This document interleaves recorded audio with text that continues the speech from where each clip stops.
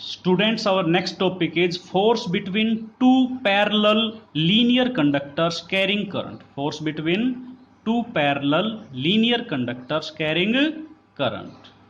Let C1d1 and C2d2 are two infinite long straight conductors carrying current I1 and I2 in same direction.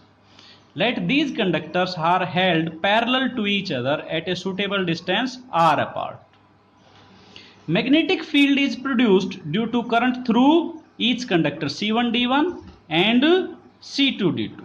Since each conductor lies in magnetic field produced by the adjacent conductor, current carrying conductor C2d2 lies in magnetic field produced by current carrying conductor C1d1, and conductor C1d1 lies in magnetic field produced by conductor C2d2. Therefore, each conductor experiences force, because when a current carrying conductor is placed in a magnetic field, it experiences a force. Therefore, conductor C2d2 experiences a force due to magnetic field produced by C1d1, and conductor C1d1 experiences a force due to magnetic field produced by conductor C2d2. Now, magnetic field induction at a point P on conductor C2d2 due to current through C1d1 is B1 is equal to mu naught 2I1 upon 4 pi r, because a linear conductor carrying current, this produce a magnetic field B is equal to mu naught 2I upon 4 pi r. Here, as the current through C1d1 is I1, therefore this will be mu naught 2I1 upon 4 pi r. According to right hand rule, the direction of B1 at point P is perpendicular to C2d2 directed inwards. According to right hand rule, direction of B1 is perpendicular to the plane of paper or perpendicular to C2d2 directed inwards, because due to current through a straight conductor, magnetic field lines are produced in the form of concentric circles perpendicular to the plane of conductor as given by right hand rule, and the direction of magnetic field at a point is given by tangent to the magnetic field line at that point. Therefore, direction of B1 is perpendicular to plane of paper directed inwards. As the current carrying conductor C2d2 lies in the magnetic field B1 produced by current carrying conductor C1d1, therefore it experiences a force.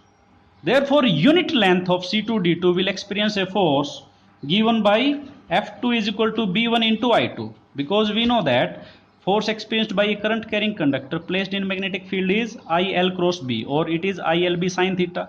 As the current through C2d2 is I2, its unit length will have L is equal to 1, as this is in magnetic field B1, and it will be sin 90, because angle between IL vector and B vector, this is 90.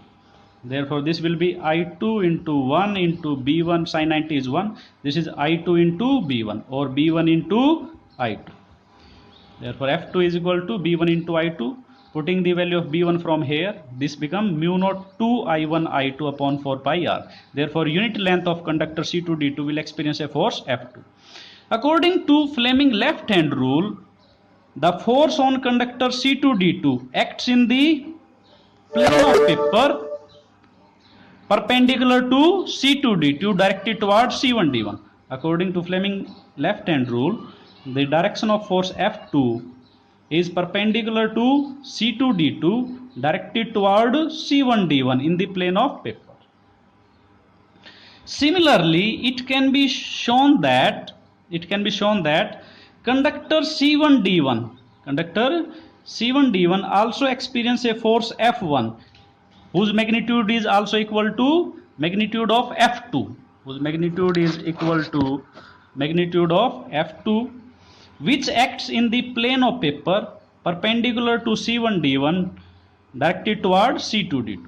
Therefore, conductor C1d1 attracts unit length of C2d2 with a force F2 towards itself, and conductor C2d2 attracts the unit length of conductor C1 D1 with a force F1 towards itself. This means two linear conductors carrying current in same direction, they attract each other.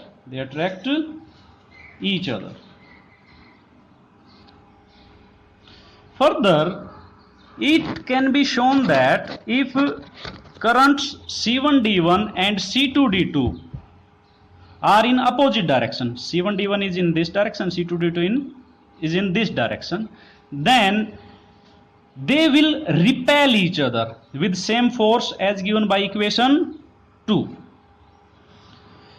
If I1 is equal to I2 is equal to 1 ampere and distance between the two conductors is 1 meter, then from this F is equal to mu naught upon 4 pi, 2 in place of I1 1, in place of I2 1, and in place of R 1. Therefore, mu naught upon 4 pi is equal to 10 raised to power minus 7 Weber per ampere per meter. Therefore, this becomes 10 raised to power minus 7 into 2 into 1 into 1 divided by 1. This is 2 into 10 raised to power minus 7 Newton per meter.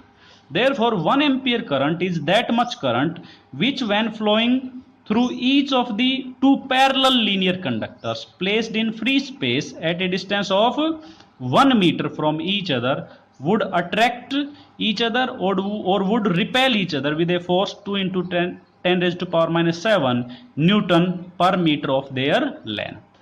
This is the definition of 1 ampere current.